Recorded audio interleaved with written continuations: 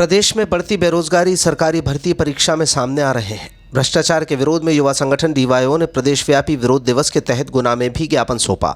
All India youth organisation यानी AIDYO की गुना नगर committee ने सबसे पहले नगरपालिका के पास इकट्ठा होकर जमकर नारेबाजी की। इसके बाद संगठन के सभी सदस्य कलेक्ट्रेट पहुंचे, जहां मुख्यमंत्री के नाम ज्ञापन देकर युवाओं की समस्याओं को दूर करने की मांग की। प्रदर्शन को संबोधित करते हुए डीवाईओ के राज्य मंडल सचिव मनोज रजक ने बेरोजगार युवाओं की मांगों को विधानसभा के पटल पर रखने की बात कही।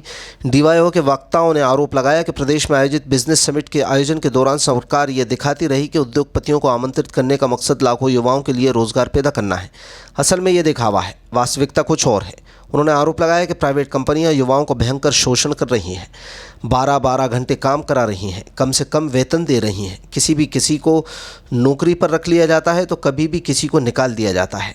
इसके बाद दिए गए ज्ञापन में संगठन ने 8 सूत्रीय मांग पत्र सौंपा, जिसमें ठेका प्रथा को समाप्त किए जाने, बेरोजगार भत्ता दिए जाने, महिलाओं बच्चियों पर बढ़ रहे अपराध पर अंकुश लगाने, भर्ती परीक्षाओं में धांधली रोकने जैसी मांग दोहराई है। 4000 5000 निकलती है तो उनके पेपरों में धांधली हो जाती है। धांधली के बाद अगर रिजल्ट आता है तो उनके फिजिकल होने में लगभग 1 से 1.5 साल का समय लगता है, और फिजिकल का रिजल्ट आने में भी लगभग बच्चों को 1 से 1.5 साल का इंतजार करना पड़ता है। ऐसे में सरकार जब भी उनकी पार्टी के झंडे बैनर उड़वाने की जरूरत पड़ती है, जब भी उनकी रैलियों में युवाओं को शामिल करने की बात आती है, जब भी युवाओं को राष्ट्र प्रेम के लिए उनको उकसाया जाता है, उन्हें कहा जाता है कि राष्ट्र के लिए सजग रही है, लेकिन हम लोग एक बात समझ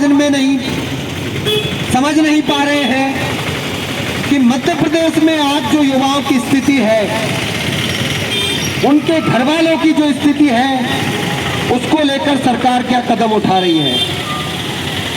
आप सभी जानते हैं कि पूरे देश भर में वही लोग मध्य प्रदेश के साथ साथ अलग अलग राज्यों में सरकारी विभागों में जो पद खाली पड़े हैं उन पर भर्ती को लेकर तैयारी कर रहे हैं, लेकिन युवाओं को सरकार अलग अलग माध्यमों से ये आभास नहीं होने दे रही है कि सरकार जब तक भर्ती नहीं निकालेगी तब तक युवा चाहे लाइब्रेरी में 18 घंटे समय बिताए या 15 घंटे समय बिताए, उसकी भर्ती नहीं हो पाएगी। हम लोग जानते हैं मध्य प्रदेश में अभी 3.5 लाख से ज़्यादा शिक्षा विभाग में पद खाली पड़े हैं, लेकिन उन पर कोई भर्तियां नहीं हो रही है।